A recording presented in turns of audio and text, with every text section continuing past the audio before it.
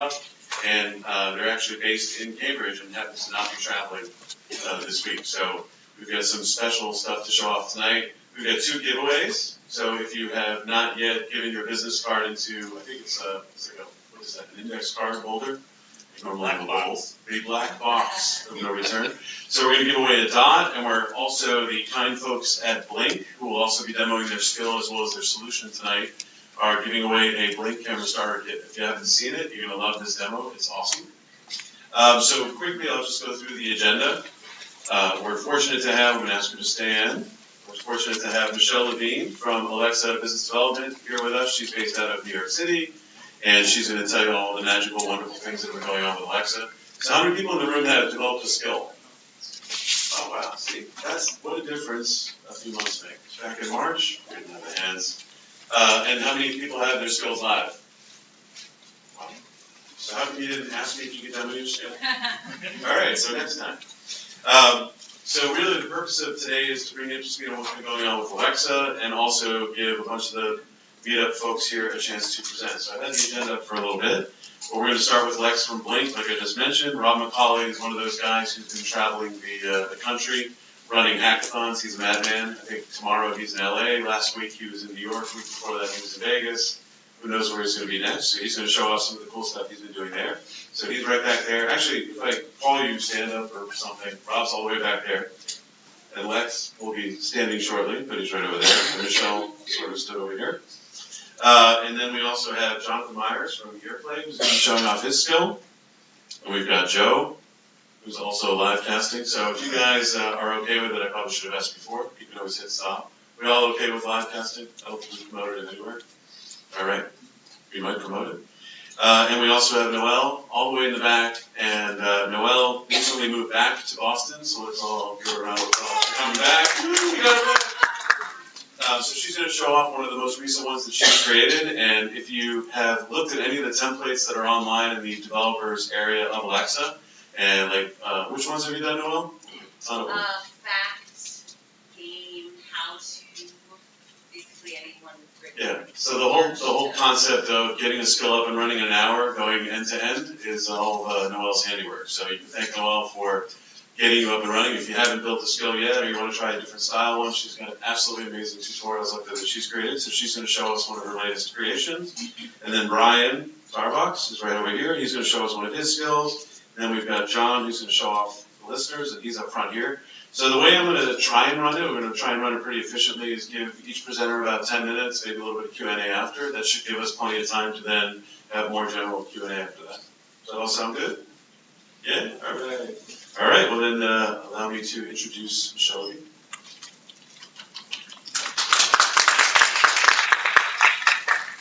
Thanks for the lovely introduction, Joel. Absolutely.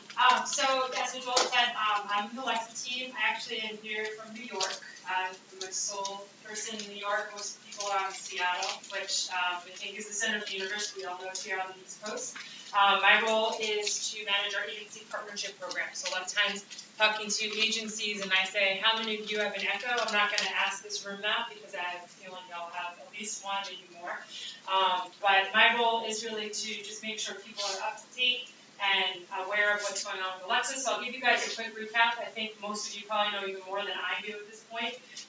But if you have questions, feel free to stop me and keep it kind of casual, and then we'll get to why everybody is really here to see the cool skills that everybody has created. So I have this up here.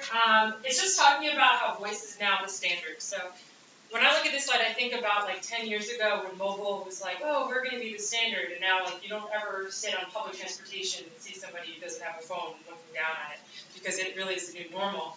And so when I think about voice technology kind of evangelizing and proliferating across the globe, I kind of think back to when I got my first smartphone, and I was like, man, I'm never going to be bored again.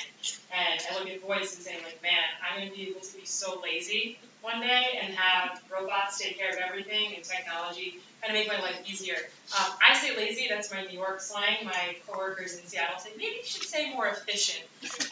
So, however works for you, but I love turning my lights on and off with Alexa and being able to control things. And as we use the Alexa voice services to integrate it into more, hardware outside of the ones that Amazon is creating as endpoints, this is really, truly going to be everywhere. So if we look at this slide here, this makes me super excited. So I want to ask you guys a question. What month would you guys think we were at our 1,000th scale milestone? Just thinking about like the last year or two that Alexa has been available to the public. Does anyone want to take a guess? I hear March, I hear June over there. The answer's June. That's crazy. So in 5 months, we created 5,000 skills. And a year ago, week 49 last year is how we look at it, we were at 10 skills. So last year, we created 6,000 skills. Like, that's awesome. And so in a year from now, I think this is going to, like, crazy, like, hit like, double digits, triple digits. Like, this is a really big deal. If you think about technology over the last, century and the adoption rates of everything from automobiles to televisions to just having a phone in your house and then moving that into a flip phone and smartphone, things move from like a 50-year adoption rate to 20 years to 10 years, and voice is obviously moving much quicker. It's like a hockey stick is what we say. So, and also if you look in the slide too, you can look at some of our third-party skills, which is I think when you look at our customers that are using devices more and more, people are getting more and more excited about because they're familiar, there's utility, they're providing joyful experience. And I know that's why you're all making your own skills. They might not be published to the public, maybe some of them are, but the whole purpose is to bring joy, bring efficiency, and to bring utility into your day-to-day life to make it easier. So I won't spend too much time on here, but just a quick recap on the 2 different sides of Alexa that we have at Amazon. We have the Ask team, which is my team, Alexa Skills Kit, and then we have Alexa Voice Service. So we have our first-party skills. It comes out of the box, and it has a lot of functionality. As you know, you have calculators, weathers, Wikipedia, just like you take your cell phone out and it has the weather app and Safari and whatnot. And then you have third-party skills, and that's what my team does, and that's what you guys are creating, adding more content for customers to use.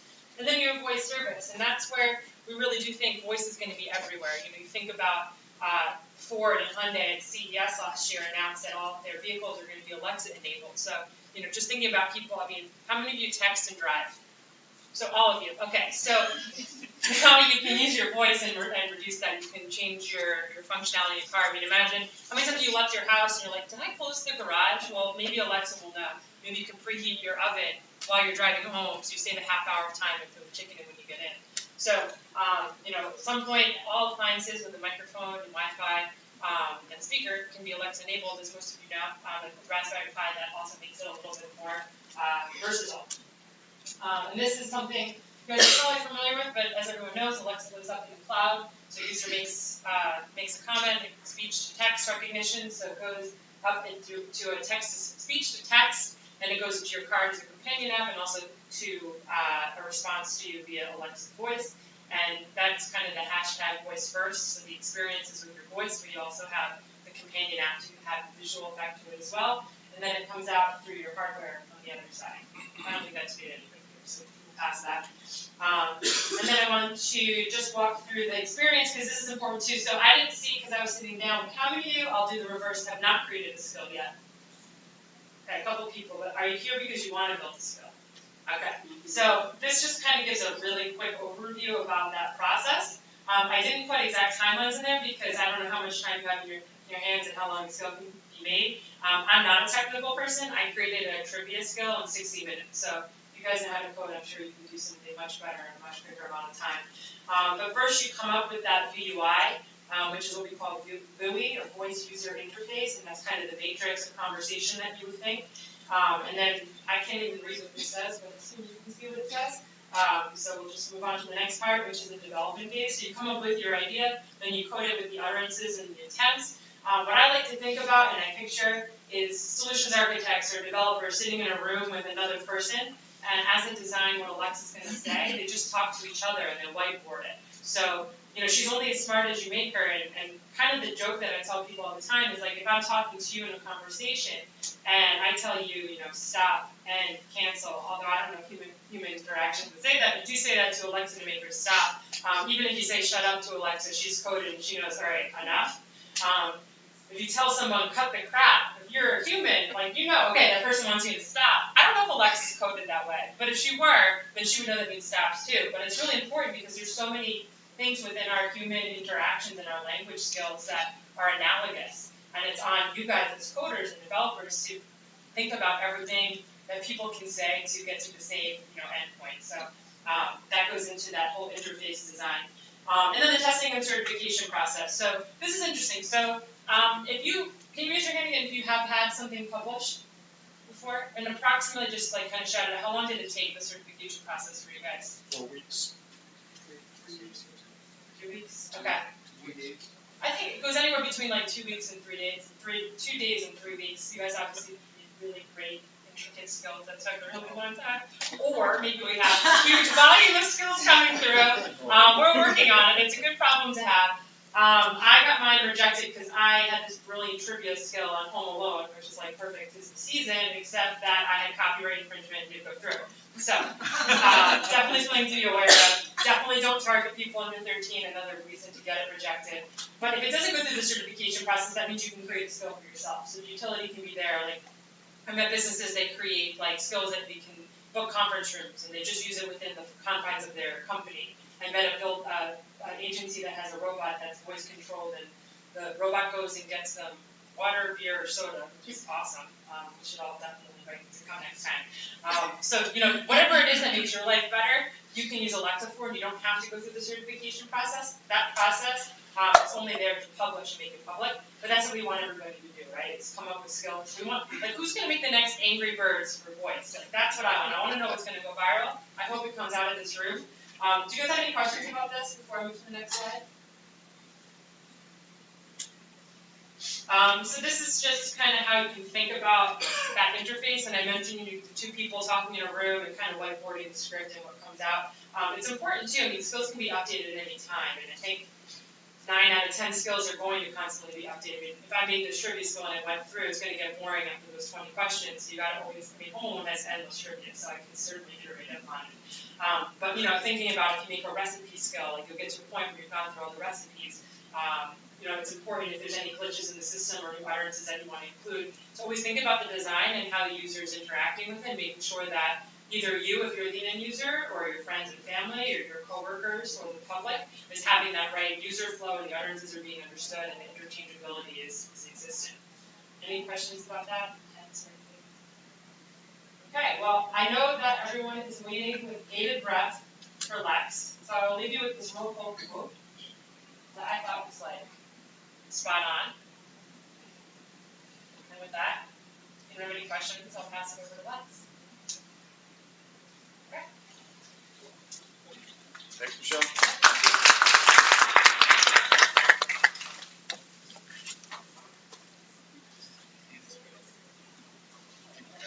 And I think the other thing to mention too, as you can see, we're trying to get even more of the Alexa folks to get involved, but they're incredibly approachable, happy to help, here to help you succeed. So I know that when we did one back in March, it was kind of like, well, who are the Alexa people? How do we talk to them? Blah, blah, blah. So they've definitely been scaling like crazy, especially on the solution architect side, the business development side.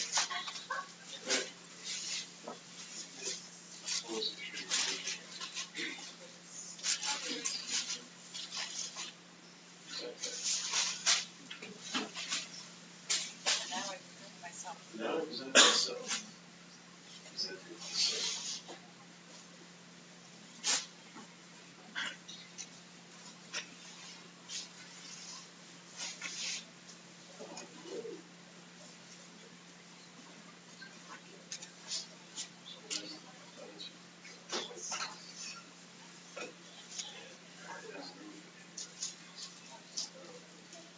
Okay, while he gets this up, very quickly I'm going to talk about our company just so that you have some context. I don't want to bore you with details about us, but has anybody in here ever heard of Blink before you came into this room? All right, great. Well, okay, well that's good. So our advertising and our marketing department has done something around. So we are actually a Boston company. Sorry, there we go. So just a little background, we were a media semiconductor. We were founded years ago.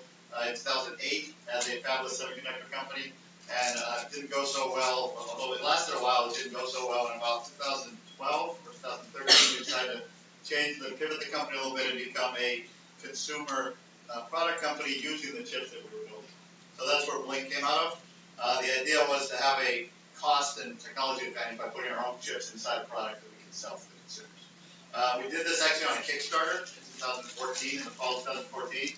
We raised over $1 million. I think it was the 3rd highest Boston area tech startup. tech Kickstarter ever. And I think 2 years later, you can probably say we're the only successful one in that we've actually created the product, we sold it, and it's on Amazon and selling quite well. So just quickly what the features are, it's a battery operated home monitoring camera. This is it right here. The biggest advantage over our competitors are that it's completely battery operated compared to like a Nest Cam where you have to plug it in. This you can drop anywhere on a shelf, you can put it outside. If a contractor comes to your house, want to see something, you put it there. You want to know if your garage door is open, as you mentioned, I just look at my Blink because I have one in my garage. Or if you have a nanny coming over, a babysitter or something, just put it in the room that you want to monitor for the day, and you drop it in and you see it. The other things I'm listing here, I'll go through them all. It has a temperature sensor on it, so I was in Florida last year and my heat broke. I knew it, so my Blink told me that my house was 42 degrees.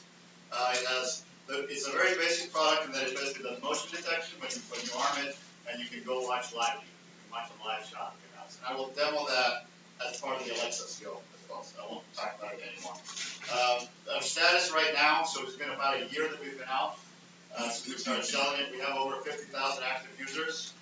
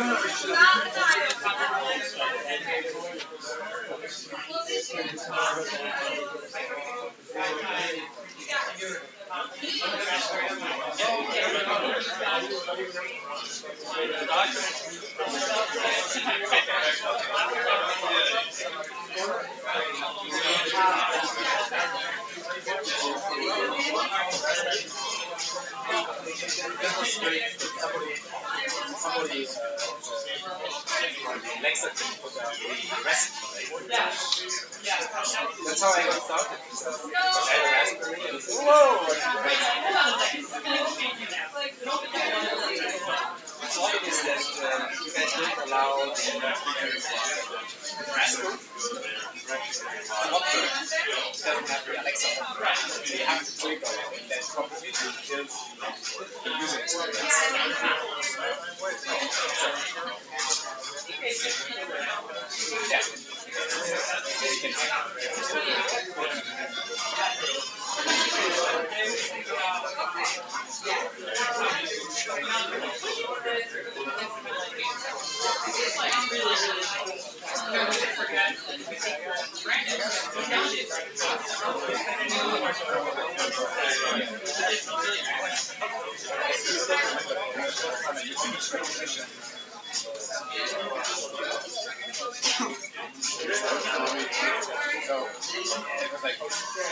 Dad, these single word isolated digits. Military, right?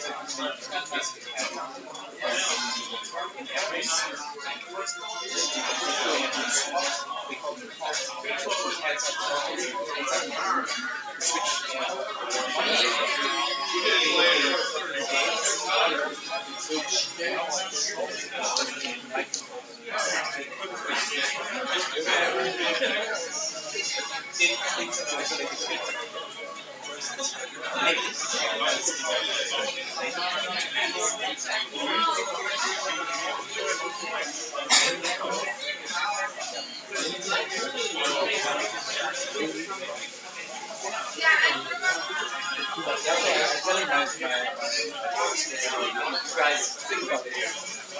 can tell your grandchildren you're there. It's our poorly. In 2010, I think 2010 is the election.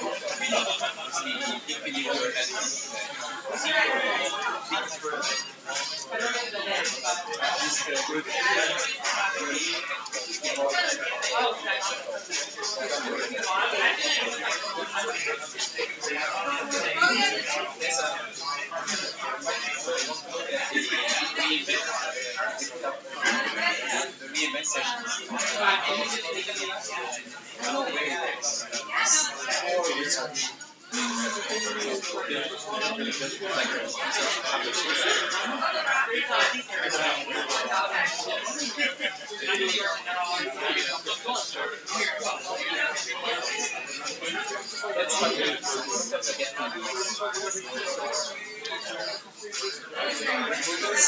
Asking me, and it's like, don't you?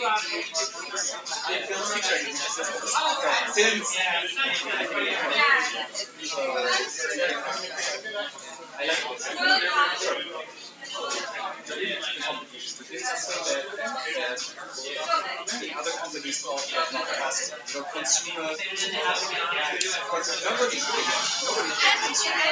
consumer gadgets. No, there's no other consumer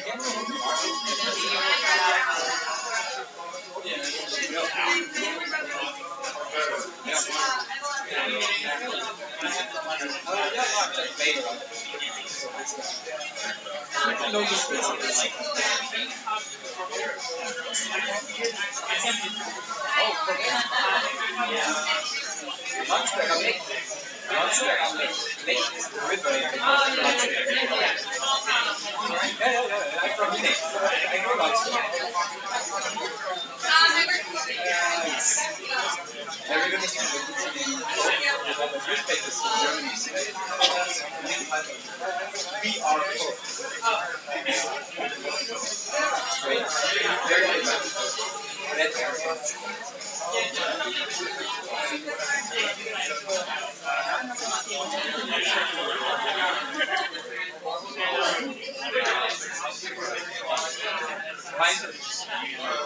it's like this area was my great friend.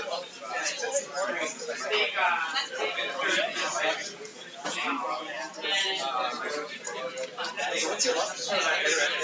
Yeah.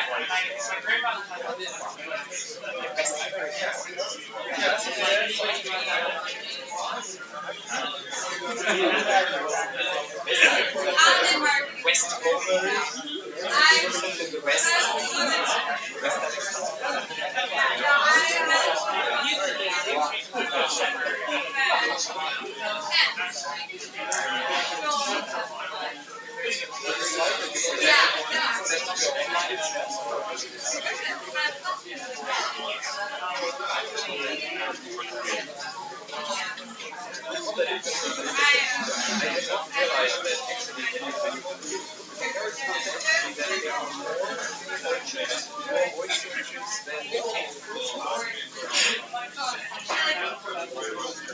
Alright, we're gonna get started again.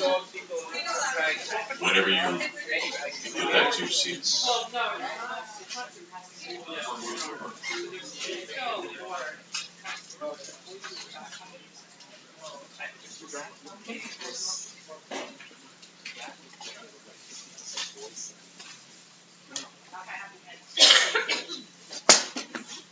Welcome. Welcome back. Alexa, start our talk. My name is Alexa. It is great to be here with you this evening at the Boston Alexa Meetup Group, here in Kendall Square. Thank you, Lex, for the Bleep demo. Lex, you have a nice name. Okay, let's have some fun. Can you tell me the name of this song?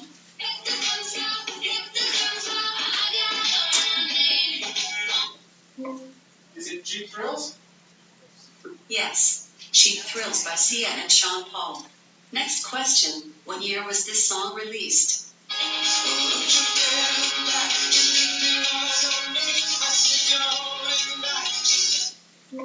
That was from 2015. Sorry, but no. The song Shut Up and Dance was released in 2014, not 2015. Okay, so this is a quick fun little demo where I started some of my talks with. Welcome, I'm Robert McCauley. Follow me on Twitter if you like. And I'm going to show you a latest skill that I'm working on. I'm going to show it to you in 3 ways. We're going to kind of build it up a little bit. It's called State Pop. And it really is a simple one that just gets the population of a state. And there's a couple of other features. So let's try it out. Alexa, open State Pop. Welcome. Go to New Hampshire. The population of New Hampshire is 1,300,000. Go to Oklahoma. The population of Oklahoma is 3,900,000. My name is Robert. Hi, Robert. Go to Nevada. The population of Nevada is 2,900,000. Recap. Your list has the following 3 states: New Hampshire, Oklahoma, Nevada. Stop. Goodbye from State Pop, Robert. Okay, so that was fun. So the idea of that one is it just got some memories. She remembers the 3 states that we visited. She remembered my name. There's also some sample code that I have on my GitHub repository. I'll show you at the end that shows you how to get those populations a number of ways. You can get them maybe from an array that's built into your code, maybe from an external file, maybe a file that's on S3, maybe even an API call that you get or a post that goes out to some other website on the internet to get a web service call. So, I always thought, these devices don't have a screen on them. And I think that's a good design decision, right? Put it in your kitchen, put it in your living room, talk to it. Don't try to unlock your phone and get distracted by that. Just see what you can do with voice. At the same time, I have a background as an IT developer, and I've built many, many kind of web-enabled dashboards and reporting apps and portals and things like that. So I'm really curious to see, how could you possibly tie in Alexa events to a web app that's running? Right, so if you look, let's run this little presentation here. So what can you do with Alexa? If we think of ourselves as network architects, what kinds of tools can we use that are inside the AWS cloud or elsewhere? So the simplest case here is get my lucky numbers. The Alexa skill into your Lambda code, Lambda code generates random numbers, and returns it.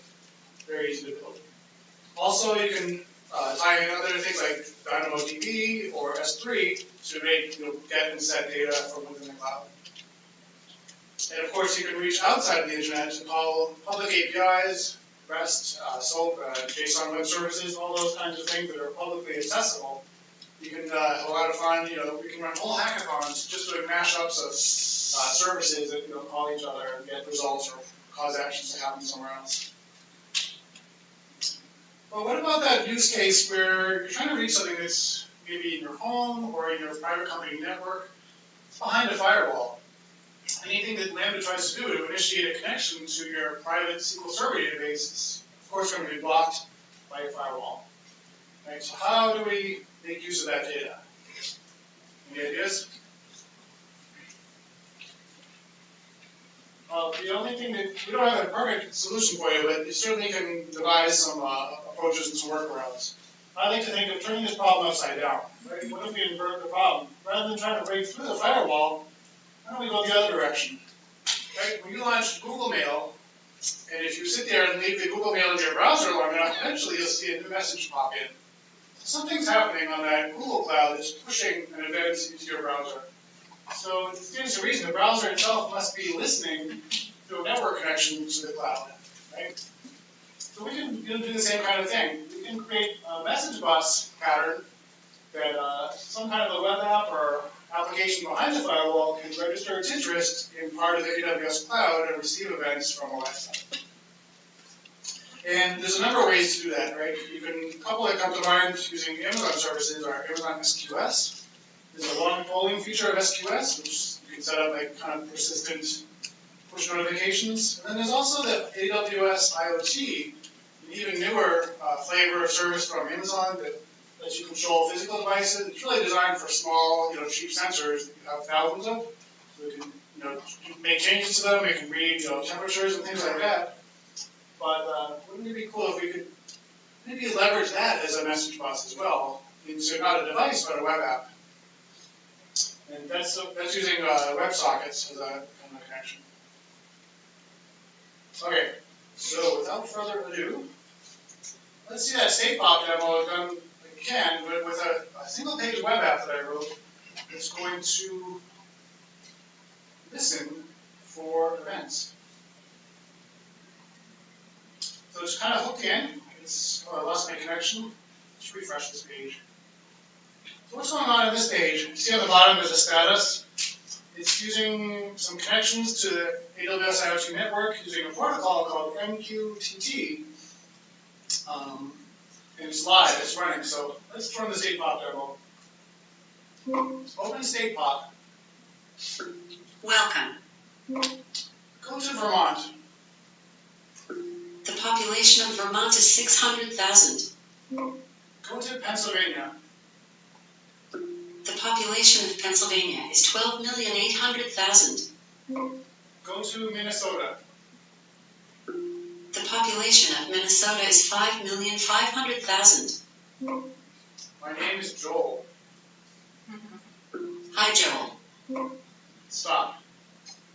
Goodbye, Joel. Okay, so what's going on here? So the IoT is serving as a message bus and is pushing notifications into this app automatically. So if you've done some Alexa development, you know that there's like a response.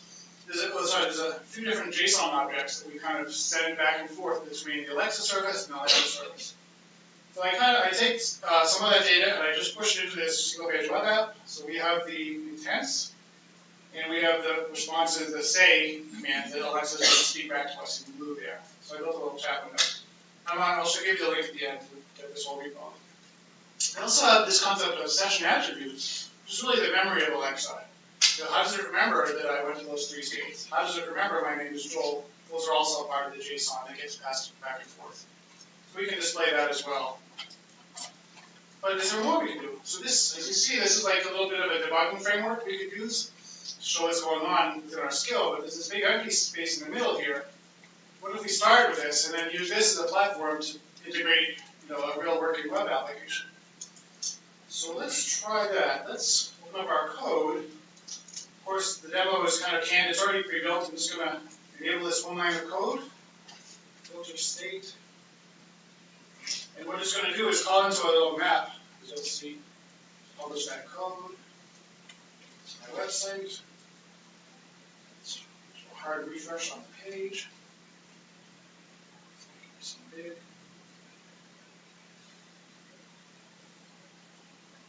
All right, so let's try this out. Okay. Open StatePop. Welcome. Go to Massachusetts. The population of Massachusetts is 6,800,000. Stop. Goodbye. Thank you. Yep, I lost my connection. Let's try it. What's going on in this panel? Open StatePop. Welcome. Go to Massachusetts. The population of Massachusetts is 6,800,000. Go to New York. The population of New York is 19,800,000. Go to North Carolina.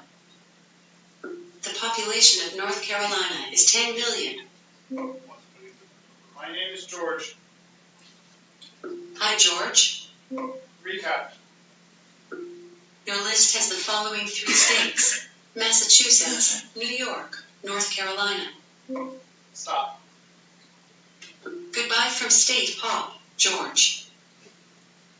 All right, so I just built this this week, last night in fact. So it's the numbers that you see in the states don't correspond to real populations, but just a concept to show like a Tableau, in this case a Tableau embedded web dashboard, spotting through JavaScript in the browser to pick up these events and update itself. So that's my demo. I'll show you how to find the code, and you can try it out if you like. You take a picture of this page. Now, I'll just warn you, this is not like official code. This is not code that has been fully vetted. It may or may not work for you. There's not a lot of documentation currently, but we're working to describe this technique. We're just going to send you many emails. Yes. Let me put some docs together this month and get a better description of it. But you can certainly poke around and look at what the code does. You can take a picture of that URL there. Any questions? Yes. Can I use the skills locally, local, and the machine before I publish? Can you test the skill locally? Yes. It's funny you should say that. Here we go. So there's a nice utility. If you're a Node.js developer, I found this cool utility called Lambda Local, which is a public Node module. You can install it, and you can run commands like this. You have the screen there, which will let you test locally. Just create a test event with some JSON, get your function. I do that when I'm traveling on a plane and there's no network.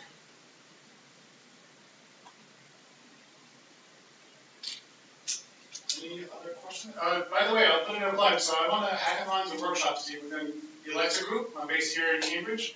We're always looking for hackathons. If you can get 50 people in a room, maybe plan a half day or a full day or even an overnight event with us, I'd love to come support your hackathon. You either do a full Alexa hackathon or join in an existing one, maybe your meetup group or your college or your engineering corps.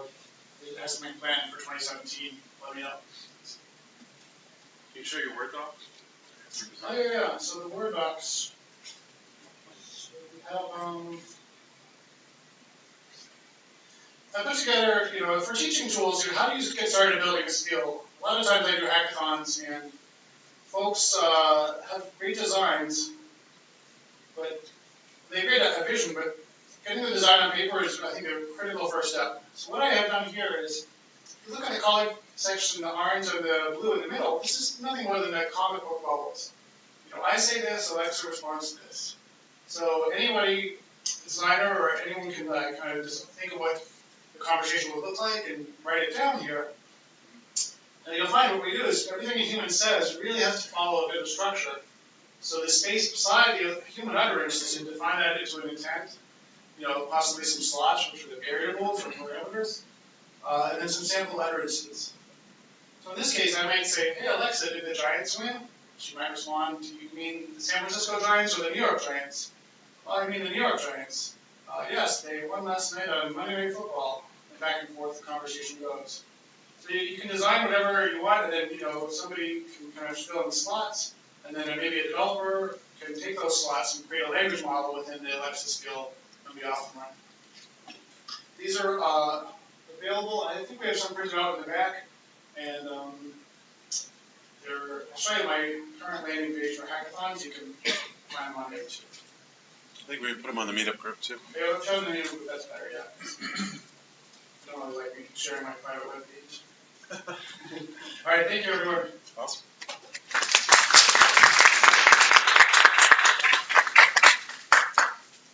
And just to give you guys an idea, Rob was, where did I say? Let's see, he was New York last week, Vegas the week before, LA tomorrow. What am I missing? Where were you before all that? So he was everywhere all the time. All right, so next we have Jonathan showing off Airplay.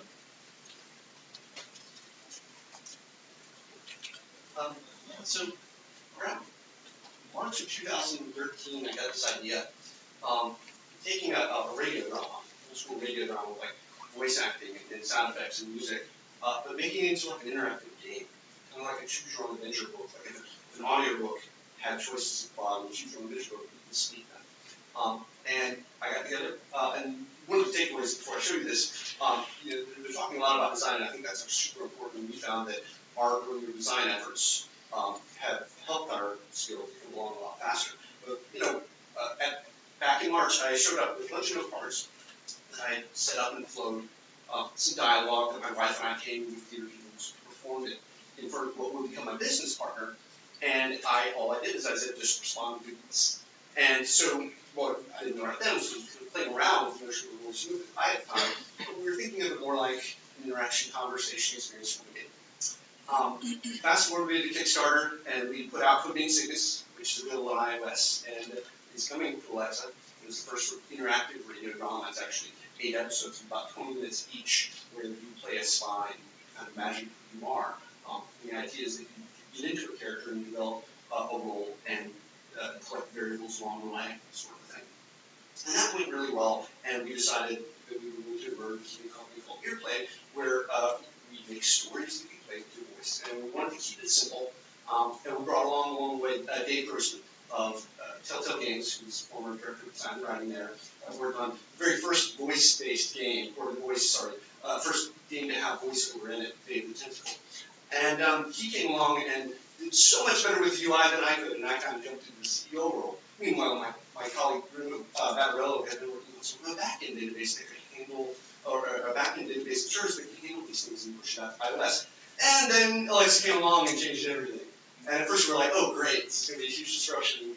We're going to lose, all this work we've done to set things up on iOS. But I went and I started tinkering with it, and to show the value, I'm not a programmer, but within about a month I put together something that Bruno could then run with. And that's what we're going to see is we took some of the content we've been messing around with in our system and ported it right over. And actually, the user experience is so much better that we just shipped it. And we just put the Alexa skill out in August and brought iOS out later. So again, sort of a choose your own adventure style. There's a demo already. Alexa, start Earplay. Can play stories with your voice. If you know the name of an available story, you can say it to play it. Or, to hear what's available, you can say, go to the menu. Go to the menu. You're at the Earplay Stories menu. If this is your first time, try the demo. Would you like to play the demo or play Cygnus? Play the demo. Hello, testing. This is Dave. If you can hear me, say either pancakes or rutabaga. Pancakes. Good choice. Unfortunately, now I just desperately want pancakes. But first, the demo. Now, Earplay is all about stories, so we're going to tell a story together, with you as the main character. You'll hear prompts, like the one I just gave, except instead of random foodstuffs, there'll be choices for what to do in the story. Here's your next prompt. When you're ready to start, say, ready. Ready. It's a great restaurant, but your guest is late. He's always late. You've texted twice, and now you're toying with the silverware, wondering if you should just order, when suddenly a young woman you've never seen in your life sits down at your table. She looks anxious. Pretend you know me. Do you ask questions or play along? Play along. So glad you could make it, you say. I'm starving. Let's order. The woman smiles, then looks nervously around the room as you motion to the waiter. A server comes over and puts 2 drinks on your table. It's not the same waiter who's been refilling your water glass. You never ordered any drinks. You can send them back, take a drink, or leave them alone. Take a drink. 2 old friends you toast, taking a sip from your glass. The drink tastes a bit funny. You're not sure what kind of cocktail it is. Something with gin, maybe. Your companion does not drink. Glancing down, you notice there's something written on your drink napkin. It says, "Don't trust her." The woman is eyeing the waiter suspiciously. Her handbag sits nearby, partially open. You can see a gun inside, as well as a slim wallet holding an official-looking ID card. The woman is distracted, and the handbag is within reach just barely. Do you take the gun, take the wallet, or wait? Take the wallet. You reach over and snatch the wallet, hiding it in your lap. The ID is for a Jeanette Conley, senior researcher at BKI Pharmaceuticals. But the picture looks older than the woman next to you, and the hair color is different. The longer you look, the more certain you are that it's a picture of someone else. Over at the sideboard, your waiter is on the phone, talking intensely. There is a peculiar bulge under his left arm, where a shoulder holster might be. You wonder if you should warn your companion. who has shifted to look past you towards the front door, as if expecting someone. Suddenly, she stiffens. Quick, kiss me. Do you warn her, kiss her, or turn around? Kiss her. You lean in and kiss her. It's awkward at first. You can feel her trying to look around you towards the front door. But then, she relaxes. For a moment, the restaurant seems to go completely silent. She's intoxicating. Unless there was something in your drink. She pulls back slightly, and you feel her breath on your neck as she whispers in your ear. I need you to hide something for me. She reaches into her handbag, then presses something into your palm. Guard this with your life. It's a small vial of greenish liquid, slightly warm to the touch. She begins to move away, and you figure you've only got time for one question. Do you ask, what is this? Who are you? Or why me? Why me? Honestly, no reason at all. You seem good though. That's rare. I'm very sorry. Hey, you! You turn to see a large policeman at the entrance. The woman jumps up from the table. Right where you are.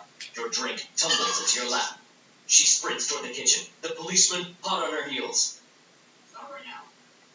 She pulls the gun from her handbag and shoots him in the stomach. He crumples to the floor. And now, the question for you is, are you interested in what happens next? Yes. I'm glad to hear that. So am I. We're actually planning several different stories for you to play, and if you'd like to hear about new stories from us as they become available, you can sign up with HearPlay for free. We've just dropped a card into the Alexa app on your... So yes, that's the end. It closes at the end, and you can jump on and grab a card. If you've enabled the skill, which has account linking, then you don't get that. Instead, it asks you to do the rating instead. And what we're planning to use that is to gate content. We're going to be purchasing. It's not all going to happen exactly within the HearPlay skill. We want HearPlay to be kind of a hub skill. It's like a flash news thing that points out to other skills. Next one coming will be in March or in May. There's an IP we've worked with called White Wolf, live action role playing gamer folks that like to dress up like vampires, like Vampire the Masquerade and we have a concept where we're creating the Orpheus device and treats this device as though it's an EVP machine, and you talk with ghosts on the other side who can't fully move on. A family actually do this work, and your job is to try and help them to get past. And that'll be coming out in January. But yeah, I'd love to talk about the process or anything about the skill. Any feedback? Did you like it? Good. Thumbs up.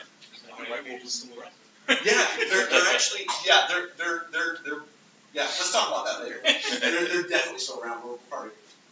How many pages and pages of design did you come up with that actually put a whole bunch of different natural stuff?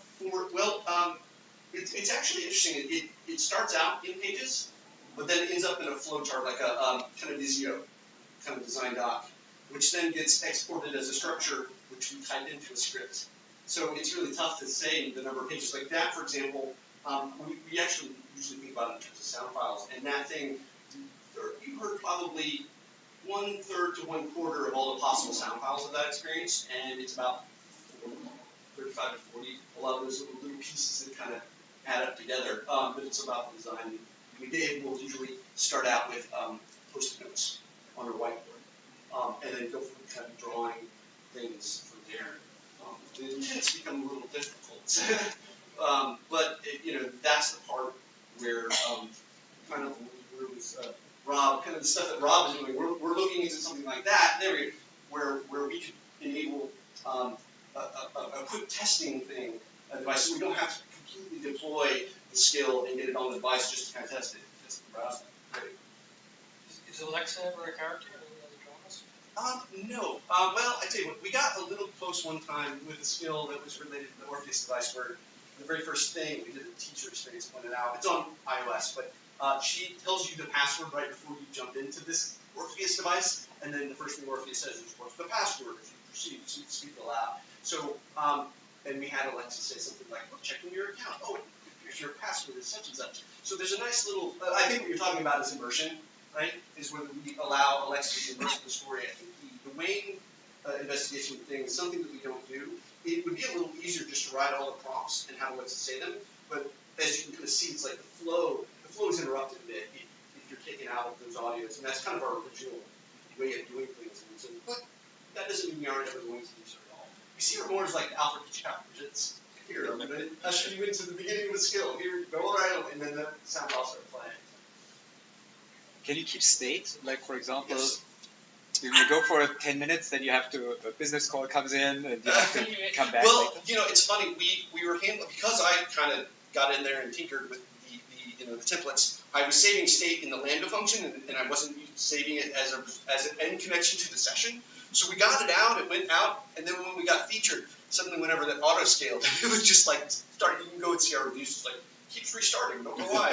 And we're like and so we had to kind of go and talk with some support folks and find out what it was. And Bruno, by this point, was already tinkering.